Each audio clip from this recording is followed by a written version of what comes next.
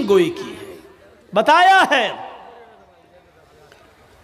श्रीमद् भागवत महान पुराण, जो वेदों की व्याख्या कहलाती है, खुलासा कहलाता है। देखिए, एक मंत्र पढ़ने जा रहा हूं इस किताब के स्कंद 12 अध्याय 2 के मंत्र नंबर 19 से। इस मंत्र को सुनिए, और इस मंत्र में भी मोहम्मद रसूलुल्लाह की पेशीन गोइयां बताई जा रही हैं। अश्वमा शुगमारूहा देवदत्त जगतपति आसीन साधुदमनम षटेश्वर्य गुणन्वितः अष्ट्रो गुणः अल्पभाषी बहुभाषी ज्ञानी श्रुतु ज्ञानी प्राकर्मी कीर्तज्ञ दानी कृपालु। अब क्या हो गया? ऐसे चिल्लाते हैं जैसे किसी औरत को बच्चा पैदा होता है तो वो चिल्लाती रोती है। बिल्कुल वही।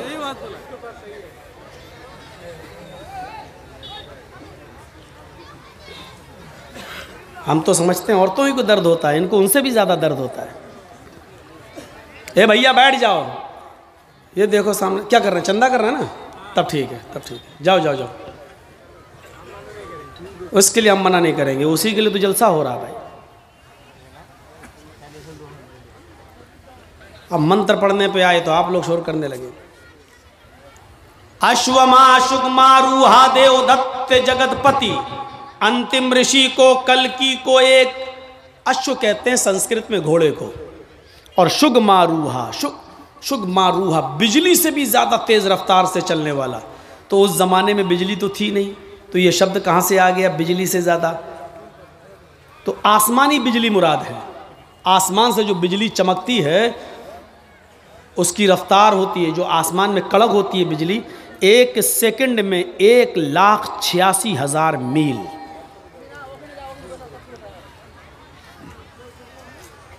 ये देखो इधर तकरीर भी सुन रहा हूँ, मोबाइल वैसे ऐसे कर रहा है। तो ऐसा घोड़ा दिया जाएगा अंतिम ऋषि को, आखिरी नबी को ऐसा घोड़ा मिलेगा, शुगमारूहा, जो बिजली से भी ज्यादा तेज रफ्तार से चलेगा, बिजली से भी ज्यादा तेज रफ्तार से। और वो घोड़ा कौन देगा? देवदत्त, देव अल्लाह, ईश्वर, भगवान दत्त देगा। वो घोड़ा अल्लाह की तरफ से, ईश्वर की तरफ से उसको दिया जाएगा, गॉड गिफ्ट, अल्लाह की तरफ से उसको मिलेगा। और किसको मिलेगा? उसका नाम आगे आ रहा, जगतपति। अश्वमा, एक घोड़ा दिया जाएगा, शुगमारूहा, जो बिजली से भी ज्यादा तेज स्पीड से चलेगा, देवदत्त ईश्वर की ओर से मिलेगा। जगतपति, उसको दिया जाएगा जो पूरे विश्व का, पूरी दुनिया का पति होगा, पूरी दुनिया का रक्षक होगा, पूरी दुनिया का हिफाजत करने वाला, पूरे विश्व का रक्षक। पति के माना रक्षक, पति के माना दूल्हा नहीं होता है।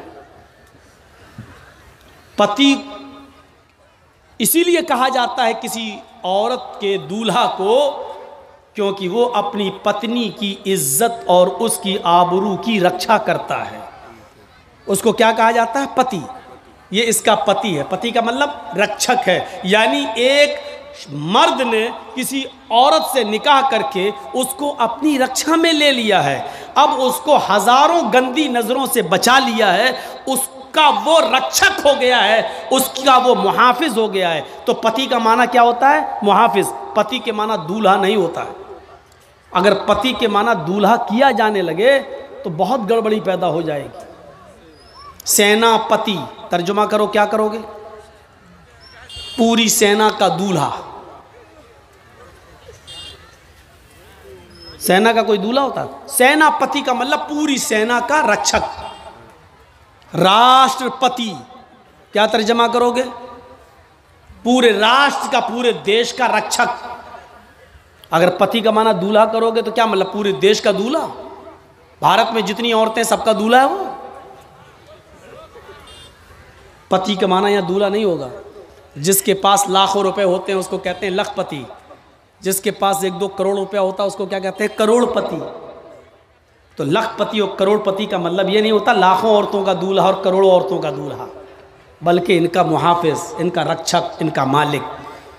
मुहम्मदुर रसूलुल्लाह के लिए शब्द क्या इस्तेमाल हुआ? जगत पति। पूरे जगत मानी दुनिया, और पति मानी जगत मानी वर्ल्ड, जगत मानी विश्व, और पति मानी रक्षक। पूरे दुनिया का, पूरे विश्व का रक्षक। अरबी में इसका तर्जमा करेंगे तो आप क्या करेंगे? जगतपति का रहमतुल लिल आलमीन, पूरी कायनात के लिए रहमत बनकर। रक्षा बिगैर रहम के नहीं होती है, रक्षा बिगैर रहम के नहीं हो सकती है। जिस लीडर या जिस नेता के दिल से रहम निकाल लिया जाए वो देश को बर्बाद कर देता है। मिसाल नहीं दूंगा, नाम नहीं लूंगा, हमसे ज्यादा समझदार है। बंगाल होता तो नाम ले लेता, नहीं है बंगाल। मेरे भाइयों सुनिए, बोलना मुझे है, कौन बोल रहा है ये बंगाल? तुम्हारे मशवरे से बोलूंगा। तुम राजीव गांधी हो कि तुम्हारा हुक्म चलेगा मेरे ऊपर? खामोशी से सुनिए ना। ये लोग चाहते हैं मेरा चैनल चले, इसी को काट काट के दिखा देंगे। तो जिस देश के लीडर से, जिस नेता से रहम निकाल लिया जाए वो कभी देश की रक्षा नहीं कर सकता है। हज्जाज इब्ने यूसुफ से रहम निकाल लिया गया, बर्बाद कर दिया। हिटलर से रहम निकाल दिया गया, यहूदियों को कत्ल कर दिया। लेकिन हिटलर ने सारे यहूदियों को मारा, कुछ यहूदियों को छोड़ दिया था। यहूदियों को छोड़ दिया था, कुछ यहूदियों को छोड़ा था। लेकिन उसने एक बहुत बड़ा ऐतिहासिक और हिस्ट्रिकल वर्ड इस्तेमाल किया था। लोगों, मैं कुछ यहूदियों को जानबूझकर इसलिए छोड़ रहा हूं, मैं चाहूं तो इनको भी कत्ल कर सकता हूं, मैं चाहूं तो इनको भी मार सकता हूं, लेकिन इन यहूदियों को जानबूझकर मैं इसलिए जिंदा छोड़ रहा हूं ताकि बाद में आने वाली नस्ल को इस बात का अंदाजा हो जाए कि ये कितनी हरामी कौम है, ये कितनी नालायक कौम है, ये कितनी गंदी कौम है, और मैंने इन यहूदियों को क्यों कत्ल किया है ये बाद में आने वाली नस्ल को पता चल जाए। आज यकीन मानिए हिटलर ने उन यहूदियों को छोड़कर एहसास जरूर दिलाया है कि वाकई यहूदी दुनिया की सबसे बड़ी कमजोर और सबसे बड़ी नालायक और सबसे बड़ी हरामी कौम अगर कोई है तो वो ये यहूदी है। और नहीं यकीन आता है तो इजराइल को देख लो, जो अमेरिका की गोद में उसका नाजायज बच्चा पल रहा है। इजराइल कौन है?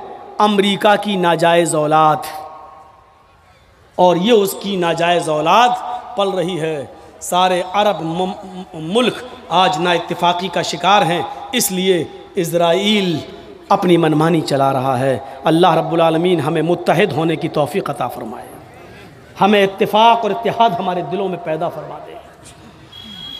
मेरे भाइयों, इस चीज़ को याद रखिए, जगतपति, पूरे दुनिया का मुहाफिज, रहमतुल लिल आलमीन। एक घोड़ा दिया जाएगा जो बिजली से भी ज़्यादा तेज़ रफ्तार से चलेगा। दो चीज़ें याद रखना, एक घोड़ा दिया जाएगा जो बिजली से भी ज़्यादा तेज़ रफ्तार से चलेगा। ईश्वर की तरफ से वो घोड़ा मिलेगा, उसको दिया जाएगा जो पूरे विश्व का रक्षक होगा, पूरी दुनिया का मुहाफिज होगा। आसिना साधुमनम शटेश्वर्या बुलंदविता, और जिसकी जिंदगी साधुओं के मानिंद, साधुओं के समान गुजरेगी। एक एक चीज पर अभी मैं बोलूंगा। साधु आसिना साधु मनम, साधुओं की तरह वो अपनी जिंदगी गुजारेगा। शटेश्वर्या बुलंदविता, और उस जगतपति के अंदर 8 खूबियां पाई जाएंगी, 8 गुण उसके अंदर पाए जाएंगे, 8 खूबियां उसके अंदर भरी होंगी। वो 8 खूबियां क्या हैं? अष्टो गुणा, वो 8 खूबियों के नाम गिनाए। अल्पभाषी, वो बहुत कम बोलने वाला होगा। इन 8 चीज़ों को याद रख लीजिएगा। अल्पभाषी, वो कम बोलेगा, पहली चीज़। बहुभाषी, भविष्य की, मुस्तकबिल की, फ्यूचर की बातें बताएगा। ज्ञानी, पढ़ा लिखा, ज्ञानी, बहुत ज़्यादा इल्म वाला होगा। अभी इसकी तशरीह करूँगा। श्रुतु ज्ञानी, चौथी खूबी, ये इल्म उसको सुनकर मिलेगा, यानी उसने किसी उस्ताद से पढ़ा नहीं होगा। श्रुतु ज्ञानी, ये इल्म उसने सुनकर हासिल किया होगा। श्रुतु ज्ञानी, सुनकर, चार चीज़ें हो गई। पहली चीज़ अल्पभाषी, कम बोलेगा। चार चार याद रखना। हम किसी को भी खड़ा करके पूछ सकते हैं, और जिसकी गर्दन नीचे होगी उसी को सबसे पहले खड़ा करेंगे हम। चार चीज़ें पहले याद कर लो। कम बोलने वाला होगा, एक।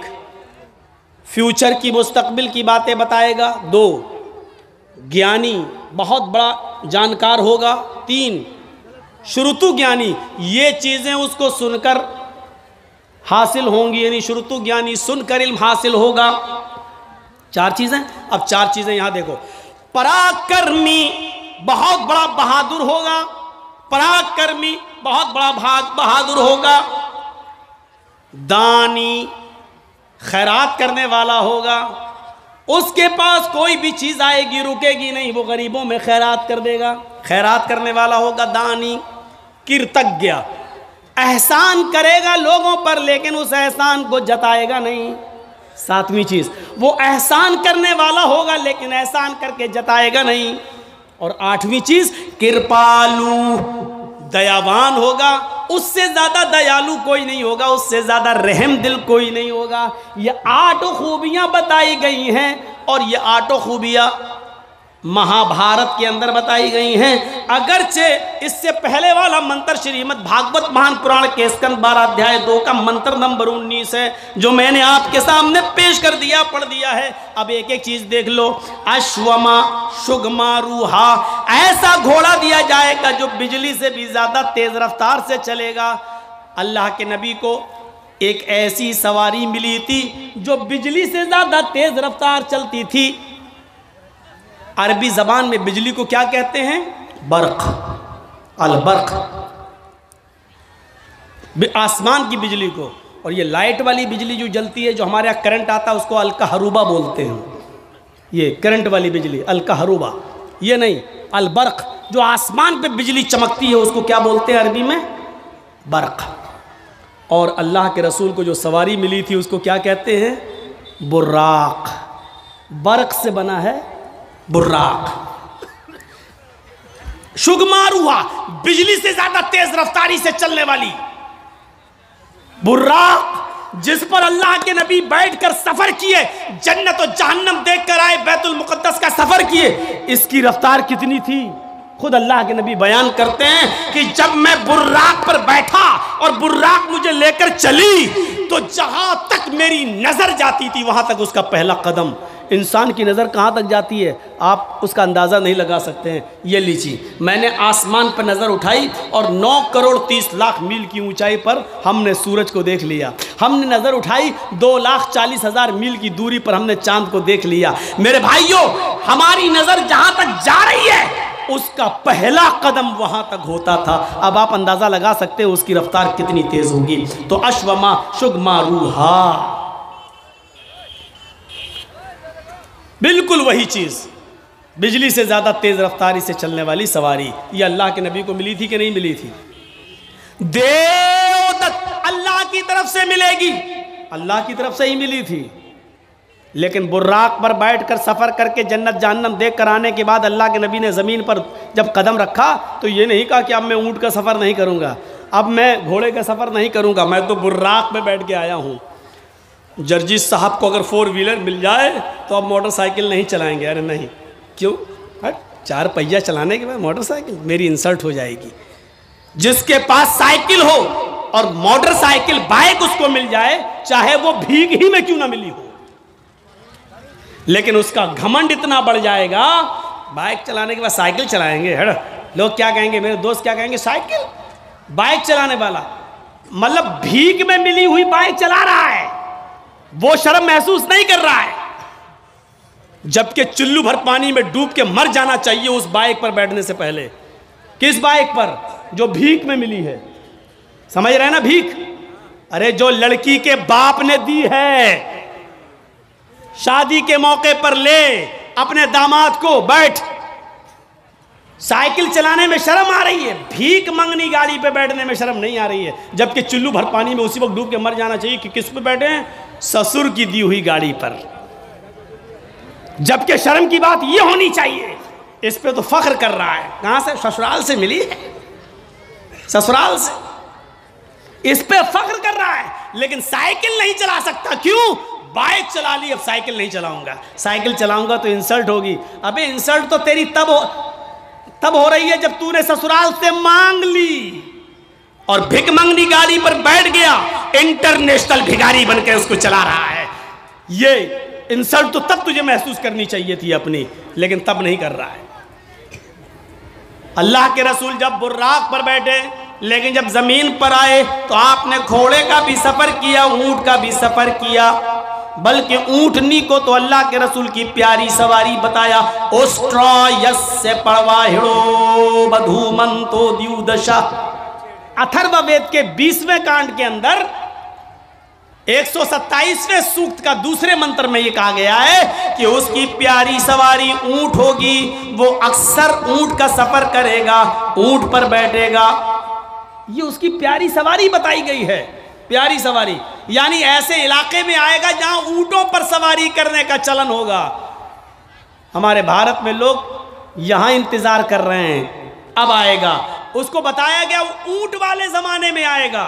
यहां लोग 4 व्हीलर में फॉर्च्यूनर इस्तेमाल कर रहे हैं, यहां इंतजार कर रहे हैं कि आखिरी नबी यहां आएगा, यहां आएगा। जबकि बताया गया मरुस्थल निवासी ने, वो रेगिस्तान में आएगा, क्योंकि ऊंट रेगिस्तान में ही सबसे ज्यादा तेजी के साथ दौड़ता है और रेगिस्तान का जहाज कहा जाता है ऊंट को। उस बस्ती में आएगा जहां रेत होगी, जहां रेगिस्तान होगा, जजीरा होगा, वहां वो आएगा। और यहां भारत में लोग इंतजार कर रहे हैं कि वो भारत में आएगा, जबकि उनकी किताबें कह रही हैं मरुस्थल निवास ने, वो मरुस्थल में निवास करेगा, वो मरुस्थल में आएगा। हाय गिरजानाथ मरुस्थल निवास ने, उसका मरुस्थल में आएगा और रेगिस्तानी इलाके में आएगा। उस्ट्रायस और उसकी प्यारी सवारी ऊंट होगी, वो ऊंट के ऊपर बैठेगा। यहां बताया गया कि वो घोड़े पर बैठेगा और बिजली से ज्यादा तेज रफ्तार से चलेगा और आकाश की यात्रा करेगा, यानी वो जन्नत जहन्नम देखने जाएगा। जगतपति, और ये घोड़ा उसको ईश्वर की तरफ से, अल्लाह की तरफ से मिलेगा, जो पूरे दुनिया का रक्षक होगा, पूरी दुनिया का मुहाफिज होगा।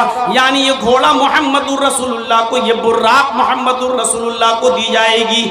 आसिना साधुदमनम, और वो साधुओं की तरह अपनी जिंदगी व्यतीत करेगा, साधुओं की तरह अपनी जिंदगी गुजारेगा। साधु किसको कहते हैं ये सोच लीजिए। साधु उसको नहीं कहते हैं जो चोला पहन ले और बीवी बच्चों को छोड़ दे और जंगल में चला जाए, राम राम राम राम राम राम राम राम करता रहे। इसी तरीके से हमारे मुसलमानों में भी एक तबका पैदा हुआ जिसको सूफी कहा जाता है। वो तस्बीह हाथ में लेते हैं और अल्लाहू अल्लाहू, कभी कभी झटका मारते हैं, कभी देखिएगा आप झटके मारेंगे, अल्लाहू अल्लाहू अल्लाहू ऐसे करेंगे। कभी चिमटा ले लेंगे अपने हाथ में, चिमटी, ट्रेनों में मिलेंगे, अल्लाहू अल्लाहू अल्लाह, इस तरीके से करेंगे। ऐसा वो महसूस कराएंगे आपको कि हमारे अंदर अल्लाह घुस गया है, अल्लाह हमारे नस नस में है, अल्लाहू अल्लाहू, वो झटके मारेंगे। ऐसे लोग आपको जहाँ मिलें इनको उल्टी छुरी से काटो। ये दुनिया के सबसे बड़े हराम खोर लोग हैं, कौम के ऊपर बोझ बने हैं। इनसे पूछो खाना कहाँ से आएगा, चुप, अल्लाहू अल्लाहू अल्लाहू। एक से मैंने पूछा भाई खाना कहाँ, शाम को खाना क्या कर, कहाँ से आएगा, अल्लाहू अल्लाहू। हमने कहा सुन लिया, अल्लाहू अल्लाहू, खाना कहाँ से आएगा शाम को ये तो बताओ, अल्लाह देगा, अल्लाहू अल्लाहू अल्लाहू। मतलब मोहल्ले वाले उनको खाना पहुंचाते हैं, ये लोग हराम खोर लोग हैं, बीवी बच्चों को छोड़े बैठे हैं। बीवी बच्चों को छोड़कर किसी भी जगह चले जाना मेरे भाइयों और इबादत में मसरूफ होना, ये सबसे बड़ा इस्लाम का इस्लामी दुश्मनी है। ये इस्लाम दीन मुअतदिल है। मुअतदिल जानते हो? इस्लाम नमाज का हुक्म तो देता है, लेकिन पूरा दिन और पूरी रात मुसल्ला बिछा के नमाज पढ़ने की इजाजत आपको नहीं देता है। इस्लाम आपको रोजा रखने का हुक्म तो देता है, लेकिन कंटिन्यू और मुसलसल 12 महीने हर रोज रोजा रखने की इजाजत आपको नहीं देता है। इस्लाम आपको ज़कात देने का हुक्म तो देता है, लेकिन अपना सारा माल अल्लाह की राह में लुटा देना और खुद फकीर बन जाना, गरीब बन जाना, इसकी इजाजत इस्लाम आपको नहीं देता है। इस्लाम आपको हज की इजाजत तो देता है कि हज कीजिए, लेकिन यह नहीं कहता कि हज करने के लिए तुम अपना घर बेच दो, अपना मकान बेच दो, अपनी दुकान बेच दो, लेकिन हज करो। हज करना जाना जरूरी है, चाहे दुकान बेचना पड़े, चाहे मकान बेचना पड़े। इस्लाम इस बात की इजाजत नहीं देता है। इसी तरीके से इस्लाम नमाज पढ़ने का हुक्म देता है, लेकिन इबादत बच्चों का हक मारकर, बीवी का हक मारकर, कमाना धमाना छोड़कर, मेहनत और मजदूरी करना छोड़कर मस्जिदों में, खानकाहों में, जंगलों पर, मज़ारों पर या किसी जगह बैठकर अल्लाहू अल्लाहू करने की इजाजत ये इस्लाम नहीं देता है। इसीलिए फरमाया फ़इज़ा क़ुज़ियतिस सलातु फ़ंतशिरू फ़िल अर्ज़ वब्तगू मिन फ़ज़लिल्लाह। दिनों में सबसे अच्छा दिन जुमे का दिन है, लेकिन जुमे का दिन भी पूरी की पूरी इबादत का दिन नहीं है। सबसे आला और अफजल दिन जुमे का है, लेकिन जुमे का दिन भी पूरा का पूरा सुबह